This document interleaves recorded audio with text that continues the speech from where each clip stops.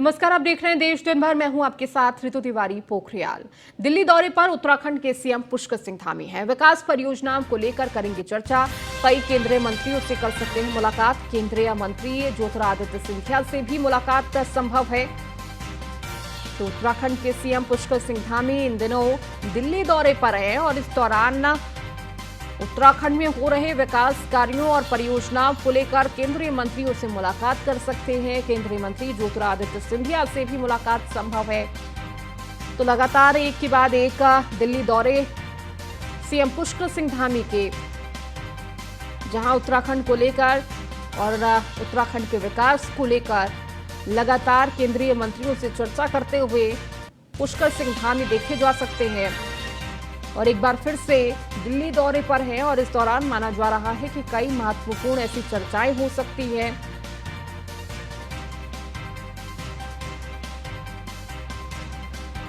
और अधिक जानकारी के साथ दिल्ली से संवाददाता पीयूष तिवारी हमारे साथ जुड़ चुके हैं। पीयूष, आज दिल्ली दौरे पर उत्तराखंड के सीएम पुष्कर सिंह धामी, और देखिए लगातार हम तस्वीरें देख रहे हैं कि वक्त वक्त पर सीएम पुष्कर सिंह धामी दिल्ली पहुंच रहे हैं, केंद्रीय मंत्रियों से मुलाकात कर रहे हैं। और देखिए उत्तराखंड में हो रहे विकास कार्यों और परियोजनाओं को लेकर गंभीरता से चर्चा कहीं ना कहीं देखने को मिलती है।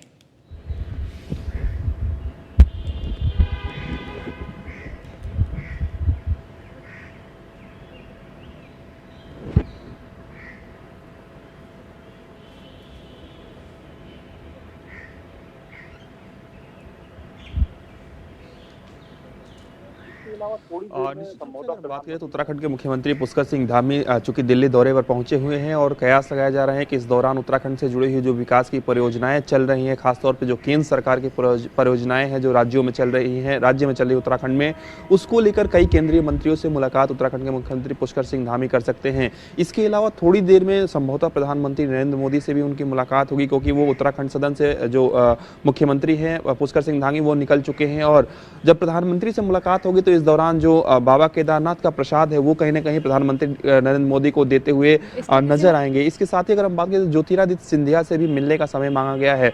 और इस मुलाकात के दौरान खासतौर पर उत्तराखंड में हवाई सेवाएं किस तरीके से और बेहतर हो सके, एयरपोर्ट्स को अंतर्राष्ट्रीय किस तरीके से बनाया जा सके, इसको लेकर चर्चा हो सकती है। सबसे बड़ी बात है कि उत्तराखंड बीजेपी में भी जिस तरीके से कई लोगों को दायित्व दिया जाना है, तो भारतीय जनता पार्टी के आला कमान से भी उत्तराखंड के मुख्यमंत्री पुष्कर सिंह धामी की मुलाकात हो सकती है।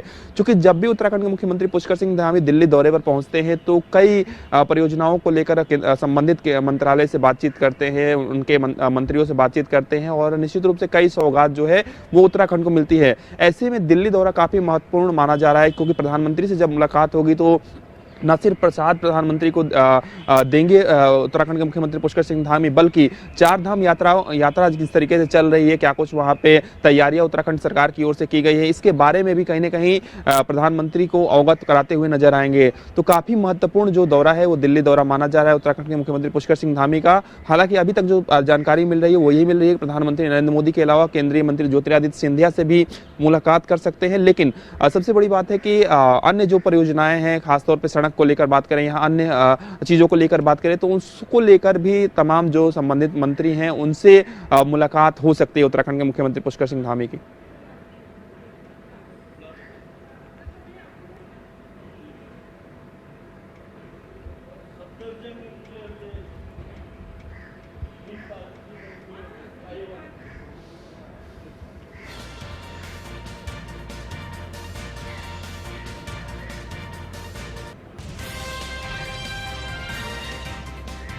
मुझे ये मालूम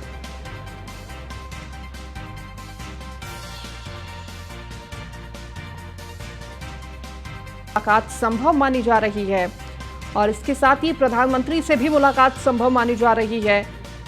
जब जब सीएम पुष्कर सिंह धामी दिल्ली दौरे पर आते हैं, प्रधानमंत्री से मुलाकात का उनका कार्यक्रम रहता है।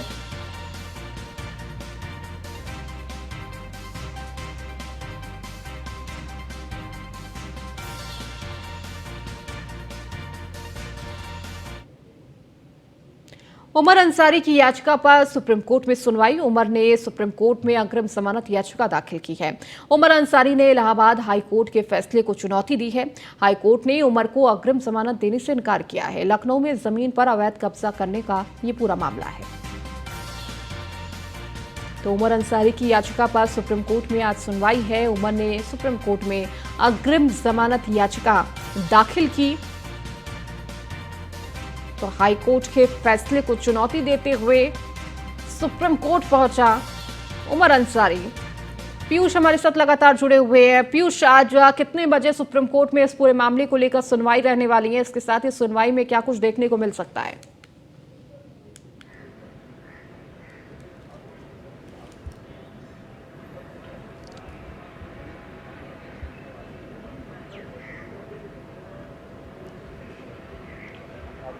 याचिका सुप्रीम कोर्ट में डाली गई है और निश्चित रूप से अग्रिम जमानत की जो मांग है उस याचिका में की गई है। सबसे बड़ी ये बात है कि जिस तरीके से लगातार सुनवाई अंसारी के का बेटा है उमर, और जिस तरीके से इलाहाबाद हाई कोर्ट से उमर अंसारी को कहीं ना कहीं राहत नहीं मिली थी इस पूरे मामले में, इसको लेकर उमर अंसारी ने सुप्रीम कोर्ट का दरवाजा खटखटाया है। उमर अंसारी की ओर से एक याचिका सुप्रीम कोर्ट में डाली गई है और निश्चित रूप से अग्रिम जमानत की जो मांग है उस याचिका में की गई है।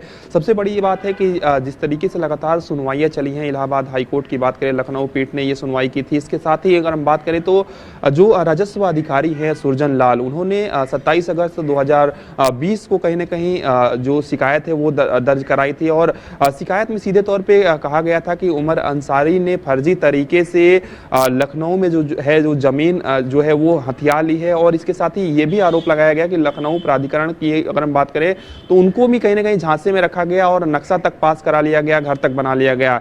ये पूरा मामला इलाहाबाद हाई कोर्ट में चल रहा था और लंबी सुनवाई हुई थी। हालांकि उमर अंसारी चाहता था कि इलाहाबाद हाई कोर्ट से ही उमर अंसारी को राहत मिल जाए, लेकिन इलाहाबाद हाई कोर्ट ने उमर अंसारी को राहत देने से इनकार कर दिया। इसके बाद उमर अंसारी ने सुप्रीम कोर्ट का दरवाजा खटखटाया है। आप देखिए, मुख्तार अंसारी की बात करें, अफजाल अंसारी की बात करें, उमर अंसारी की बात करें या अब्बास अंसारी की बात करें, इन सभी लोगों की, यानी कि यूं कहें कि मुख्तार अंसारी परिवार की मुश्किलें कम होने का नाम नहीं ले रही है।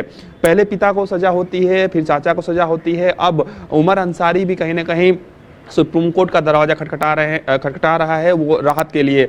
अब थोड़ी देर का वक्त बचा है, करीब 1 से 1.5 घंटे में सुनवाई होगी, तो देखना होगा कि खासतौर पे सुप्रीम कोर्ट क्या इस पूरे मामले में सुनवाई करता है, क्योंकि याचिकाएं डाली जाती है, जब याचिकाएं एक्सेप्ट हो जाती है तो उस पर सुनवाई होती है। अगर सुनवाई होती है तो क्या कुछ दलीलें जो है वो उमर अंसारी की ओर से दी जाती है, क्योंकि कहीं ना कहीं जो आधार है वो बनाया जाएगा कि इलाहाबाद हाई कोर्ट ने हमें राहत नहीं दी, इसलिए हम सुप्रीम कोर्ट आए हैं और सुप्रीम कोर्ट से हम राहत की उम्मीद करते हैं। लेकिन सबसे बड़ी बात है कि उमर अंसारी इस पूरे मामले में क्या कुछ तर्क देता है, ये देखने वाली बात होती है। और क्या वाकई में उमर अंसारी को सुप्रीम कोर्ट से राहत मिलती है, अग्रिम जमानत मिलती है या नहीं मिलती है, या सुप्रीम कोर्ट कोई अगली तारीख देता है। तो जब सुनवाई होगी तो पूरी तरीके से दलीलें सुनी जाएंगी, उसके बाद ही आएगा, नहीं तो कोई अगली तारीख भी सुप्रीम कोर्ट आज दे सकता है उमर अंसारी के मामले में। ठीक है पीयूष, आप लगातार जुड़े रहिए और भी खबरों पर आपसे अपडेट लेंगे। खबरों में आगे बढ़ेंगे। गुड्डू मुस्लिम की तलाश में दिल्ली पुलिस पहुंची है। गुड्डू बमबाज की तलाश में पुलिस प्रयागराज पहुंची है। गुड्डू मुस्लिम के घर पर पुलिस ने नोटिस लगाया है। दिल्ली के फ्रेंड्स कॉलोनी थाने में दर्ज है मुकदमा। आर्म्स एक्ट केस में गुड्डू मुस्लिम का होना है बयान। तो उमेश पाल हत्याकांड का आरोपी है गुड्डू मुस्लिम। 5 लाख का इनामी गुड्डू मुस्लिम चल रहा है फरार। तो लगातार गुड्डू मुस्लिम की जहां एक तरफ तलाश की जा रही है, वहीं दिल्ली पुलिस प्रयागराज पहुंची। गुड्डू मुस्लिम के घर पर पुलिस ने नोटिस लगाया। तो फ्रेंड्स कॉलोनी थाने में दर्ज है मुकदमा और इसी को लेकर दिल्ली पुलिस प्रयागराज पहुंची है। आर्म्स एक्ट केस में गुड्डू मुस्लिम का होना है बयान। उमेश पाल हत्याकांड का आरोपी है गुड्डू मुस्लिम। पीयूष लगातार जुड़े हुए हैं हमारे साथ। पीयूष, दिल्ली पुलिस प्रयागराज पहुंची गुड्डू मुस्लिम की तलाश में, और देखिए इसी दौरान जिस तरह से पूरा मामला दिल्ली के थाने में दर्ज है, कहीं ना कहीं इसे लेकर घर पर नोटिस चस्पा करते हुए भी नजर आई।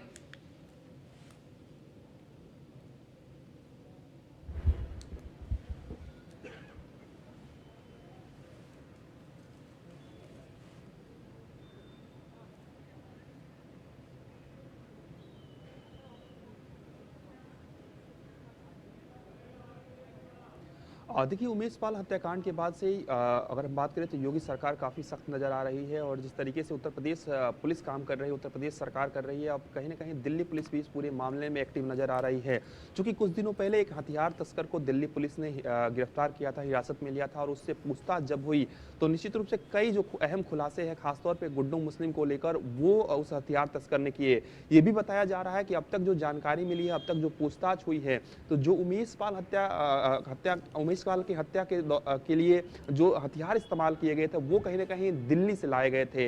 इस बात की जानकारी भी कहीं ना कहीं मिली है और गुड्डू मुस्लिम से, चूंकि गुड्डू मुस्लिम फरार चल रहा है, तो इसको लेकर गुड्डू मुस्लिम से दिल्ली पुलिस पूछताछ करना चाहती है और एक बाकायदा चूंकि कानूनी प्रक्रिया होती है। अगर आरोपी फरार भी चल रहा है तो उसके घर पर नोटिस चस्पा किया जाता है और इसी कड़ी में दिल्ली पुलिस ने गुड्डू मुस्लिम के अगर हम बात करें घर पर नोटिस चस्पा किया है और सीधे तौर पे उस नोटिस में कहा गया है कि हमें कुछ सुराग मिले हैं, हमें पूछताछ करनी है। पूरा रैकेट है, जो पूरा इनका सरगना है, किस तरीके से काम कर रहा था कि उत्तर प्रदेश से लेकर दिल्ली और दिल्ली के साथ साथ अन्य राज्यों में भी जो एजेंसियां हैं वो लगी हुई है कि किस तरीके से गुड्डू मुस्लिम को खासतौर पे पकड़ा जाए, क्योंकि कई अहम जो महत्वपूर्ण खुलासे हैं वो दिल्ली पुलिस ने किया है। और ये भी सोर्सेज बताते हैं कि दिल्ली पुलिस के पास कई ऐसे महत्वपूर्ण सोर्स है, जानकारी मिली है कहीं ना कहीं इस हथियार तस्कर से पूछताछ के बाद, जिसके बाद गुड्डू मुस्लिम की मुश्किलें कहीं ना कहीं और बढ़ती हुई जा रही है। हालांकि उत्तर प्रदेश पुलिस लगातार गुड्डू मुस्लिम को ढूंढ रही है और लगातार छापेमारी की जा रही है, अलग अलग राज्यों में ट्रेस किया जा रहा है, लेकिन इसी बीच अब दिल्ली पुलिस भी कहीं ना कहीं इस पूरे मामले में सक्रिय नजर आ रही है। यहाँ से लेकर प्रयागराज तक अगर हम बात करें, तमाम जो आला अधिकारी हैं उनकी नजर बनी हुई है कि किस तरीके से इस पूरे मामले में गुड्डू मुस्लिम से पूछताछ करनी है और गुड्डू मुस्लिम क्या कब तक फरार रहता है, ये देखने वाली बात होगी। लेकिन जांच एजेंसियां की बात करें या दिल्ली पुलिस की बात करें, उत्तर प्रदेश पुलिस की बात करें, लगातार गुड्डू मुस्लिम को पकड़ने के लिए जो काम है वो चल रहा है और जिस तरीके से छापेमारी हो रही है, जिस तरीके से पूछताछ हो रही है, और सबसे बड़ी बात है कि अलग अलग जो हथियार तस्कर भी कहीं ना कहीं पकड़े जा रहे हैं, वो भी काफी महत्वपूर्ण खुलासे कर रहे हैं, जिसके बाद अब देखना होगा कि दिल्ली पुलिस को इस पूरे मामले में कितनी सफलता मिलती है, कब तक दिल्ली पुलिस या उत्तर प्रदेश पुलिस गुड्डू मुस्लिम तक पहुंच पाती है। ठीक है पीयूष, बहुत शुक्रिया इस जानकारी को देने के लिए। वहीं बिल्किस बानो गैंगरेप केस पे सुनवाई आज है। गैंगरेप केस में 11 दोषियों को समय से पहले रिहाई देने के फैसले पर सुनवाई है। केंद्र और गुजरात सरकार आज सुप्रीम कोर्ट में जवाबी हलफनामा कर सकती है दाखिल। पिछली सुनवाई में कोर्ट ने केंद्र और राज्य सरकार को निर्देश दिया था। सुप्रीम कोर्ट ने 1 मई तक फाइल पेश कर जवाबी हलफनामा दाखिल करने का निर्देश दिया था।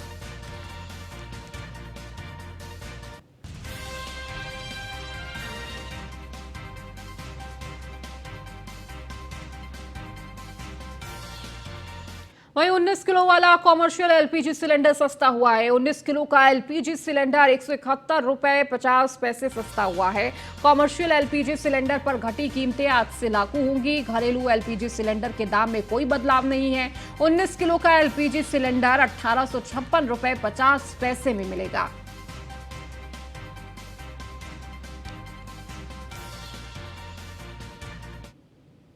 केंद्रीय मंत्री किशन रेड्डी की तबीयत बिगड़ी है। एम्स में कराया गया भर्ती। सीने में दर्द की शिकायत के चलते हुए भर्ती। डॉक्टरों की निगरानी में इलाज जारी है। तो केंद्रीय मंत्री जी किशन रेड्डी सीने में दर्द की शिकायत के बाद उन्हें एम्स में कराया गया भर्ती। मोदी सरकार का एक और सर्जिकल स्ट्राइक। देश विरोधी गतिविधियों में इस्तेमाल हो रहे ऐप्स पर सर्जिकल स्ट्राइक। केंद्र सरकार ने 14 मोबाइल मैसेंजर ऐप को ब्लॉक किया है। कश्मीर में सक्रिय आतंकी अपने आकाओं से करते थे संपर्क। संदेश फैलाने वाले पाकिस्तानी से संदेश मांगने के लिए करते थे इस्तेमाल। तो देश विरोधी गतिविधियों में जुड़े इन ऐप्स को बंद किया गया है।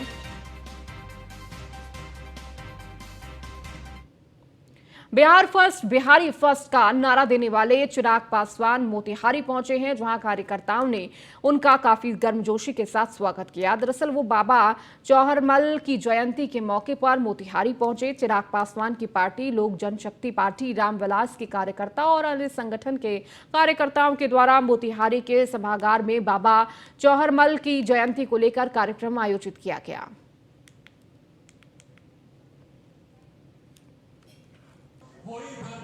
बिहारी नाम की संक्रामित हो रही है। बिहारी शब्द को उस धरती पे गाली बना दिया गया है। इसके जिम्मेदार इनके जिम्मेदारों को पकड़ने की जरूरत है, जवाबदेही तय करने की जरूरत है कि किन नेताओं की वजह से आज हमारा बिहार अपमानित हो रहा। और यही आग्रह करने आज आया हूँ चुनावी वर्ष में। इस बार अगर हम लोगों ने चूक की तो फिर अगले 5 साल इसी तरीके से हम लोग को प्रताड़ित होना पड़ेगा।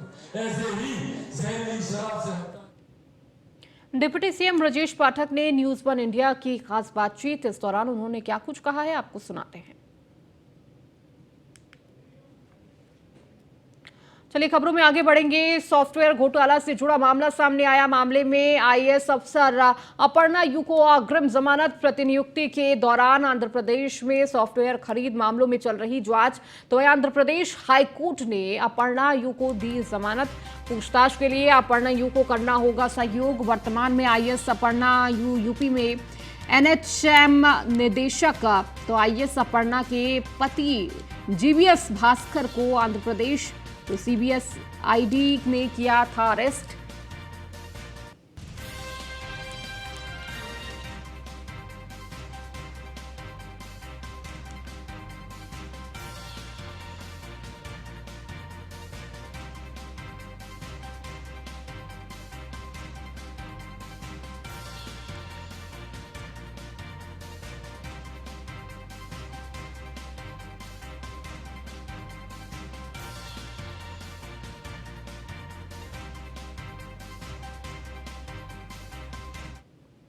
डिप्टी सीएम ब्रजेश पाठक से न्यूज वन इंडिया की खास बातचीत। इस दौरान उन्होंने क्या कुछ कहा है, आपको सुनाते हैं। चारी हमारे साथ बात करने खुद मौजूद है। समय ब्रजेश पाठक जी हैं, डिप्टी सीएम। लगातार हम देख रहे हैं कि बीजेपी के मुख्यालय पे जाएंगे। सर अभी बताएंगे। नहीं, देखिए, बीजेपी में सबका स्वागत है और जो लोग भारतीय जनता पार्टी की रीति नीतियों में विश्वास रखते हैं, भारत माता को और मजबूत करना चाहते हैं, सबका स्वागत है। सब लोग चुनाव में अखिलेश यादव मेट्रो से निकल रहे हैं। कोई फर्क नहीं पड़ेगा। समाजवादी पार्टी बुरी तरह से डिरेल्ड है और कोई नीति एजेंडा उनके पास नहीं है। साफ कहना था कि ये बीजेपी है, सबका स्वागत होता है। जो मोदी योगी पे विश्वास करते हैं वो लगातार बीजेपी के संपर्क में आते हैं। अखिलेश यादव आज से प्रचार के लिए निकल रहे हैं, लखनऊ मेट्रो में जाएंगे। उसका कोई मतलब नहीं रहेगा क्योंकि मेट्रो ऑलरेडी डिरेल कर चुके हैं अखिलेश यादव। कहना है डिप्टी सीएम ब्रजेश पाठक का। वीडियो निखिल गौड़ के साथ Manish Mishra, news one India. राजधानी में मेयर सीट पर लगातार दूसरी बार महिला आरक्षित है। ऐसे में सामान्य तौर पर घर परिवार की तरफ से रहने वाली महिलाएं भी चुनावी रण में कौशल का परिचय दे रही हैं। इस बार 37 सीटें महिला के लिए रिजर्व है। सभी अहम दलों में करीब इतनी ही महिलाओं को टिकट दिया है। महिलाओं को टिकट देने में कांग्रेस सबसे आगे है। 84 सीटों पर प्रत्याशी उतारने वाली कांग्रेस ने 39 महिलाओं को टिकट दिए हैं। वहीं घर घर जाकर प्रचार के साथ ही जीत तय करने की रणनीति बनाने में भी महिलाएं महत्वपूर्ण भूमिका निभा रही हैं। आपको रिपोर्ट दिखाते हैं। राजधानी लखनऊ में मेयर सीट पर लगातार दूसरी बार महिला आरक्षित है। सामान्य तौर पर घर परिवार की तरफ से रहने वाली महिलाएं एक बार फिर चुनावी रण में कौशल का परिचय दे रही हैं। इस बार 37 सीटें महिलाओं के लिए रिजर्व हैं। खास बात यह है कि सभी अहम दलों ने करीब इतनी ही महिलाओं को टिकट दिए हैं।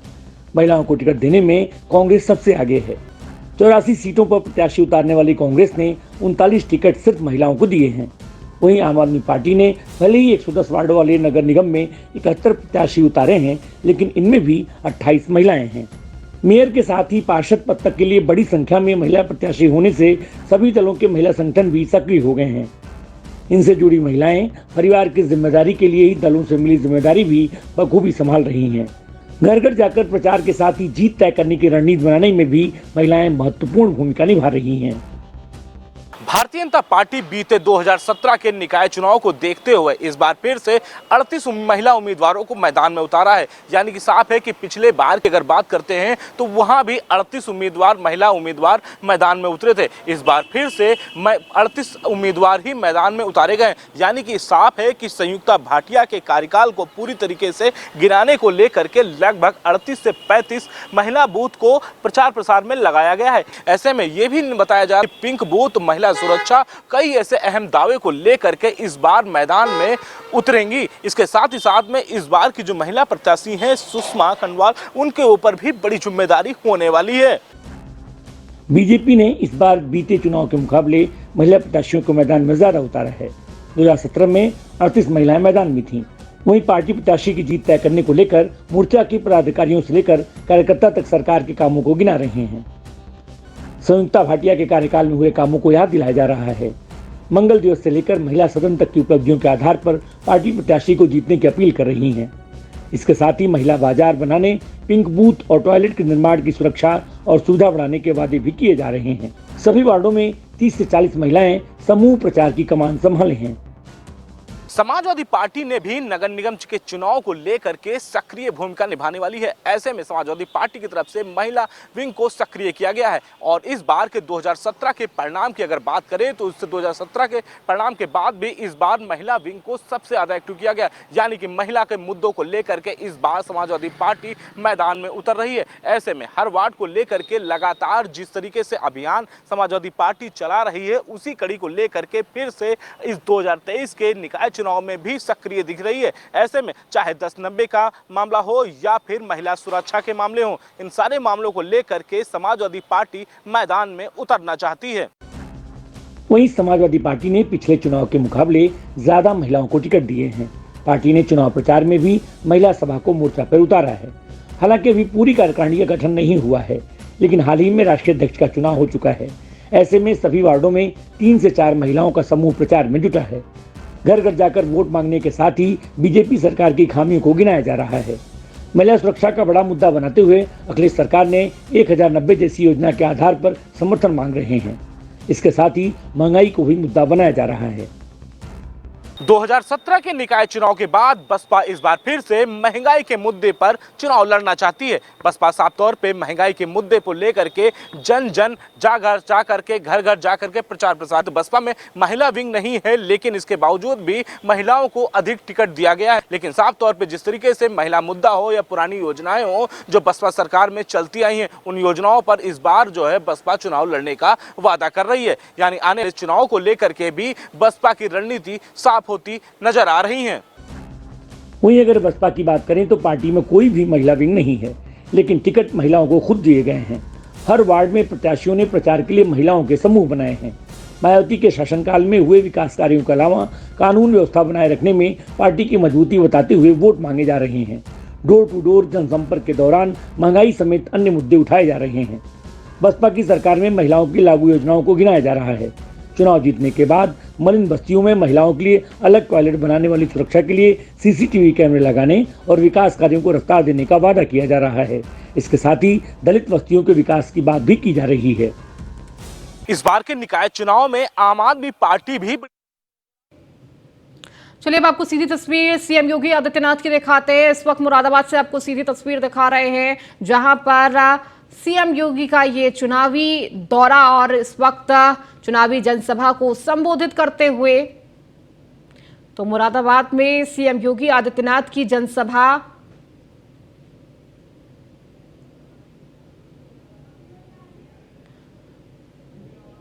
आपको बताते चले कि चूंकि के साथ साथ शक्तिपीठ प्राचीन काली माता का आशीर्वाद यहां प्राप्त होता है। मैं जगत जननी मां भगवती काली के श्री चरणों में नमन करते हुए आप सबका हृदय से अभिवादन करता हूं।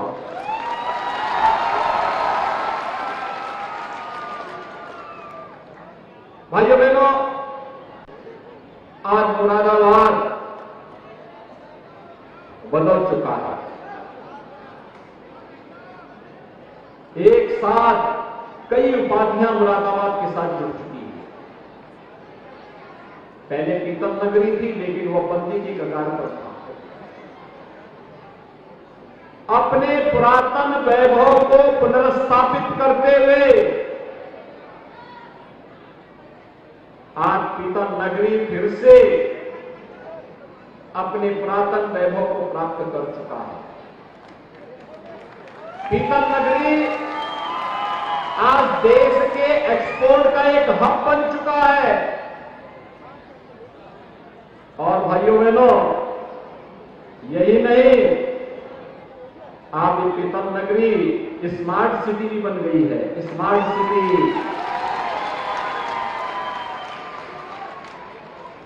और आपकी वर्षों से जो मांग थी, दशकों से जो मांग थी कि मुरादाबाद के पास भी अपना एक विश्वविद्यालय होगा, वह भी राज्य विश्वविद्यालय हमने मुरादाबाद के लिए स्वीकृत कर दिया। भैया बहनों, पिछले 9 वर्ष के दौरान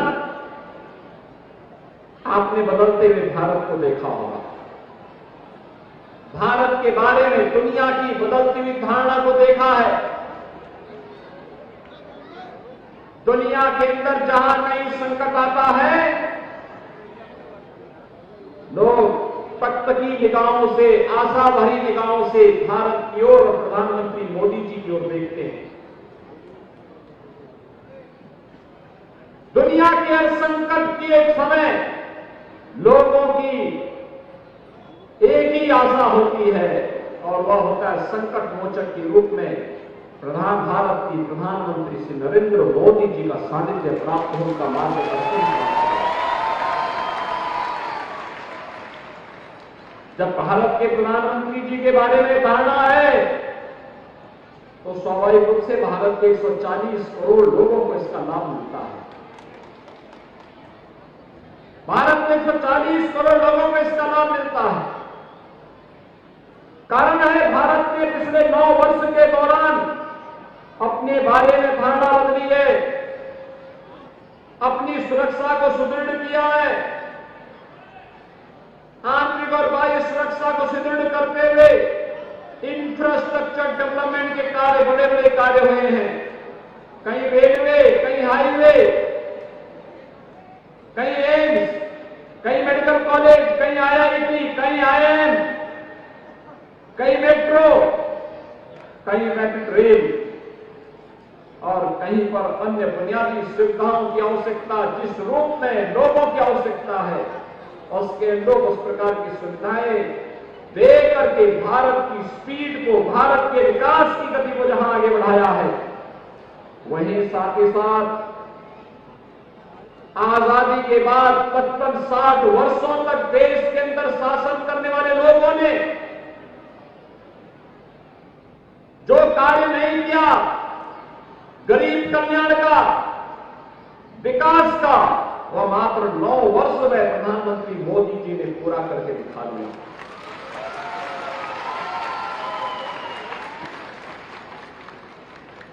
आपने देखा होगा देश के अंदर करोड़ों लोगों को मकान की सुविधा, करोड़ों लोगों को शौचालय की सुविधा, करोड़ों लोगों को रसोई गैस के कनेक्शन, करोड़ों लोगों के जनधन अकाउंट, करोड़ों लोगों को skill development, stand up India, startup India और डिजिटल इंडिया के साथ जोड़ने का कार्यक्रम, करोड़ों लोगों को आयुष्मान भारत की सुविधा और भाइयों बहनों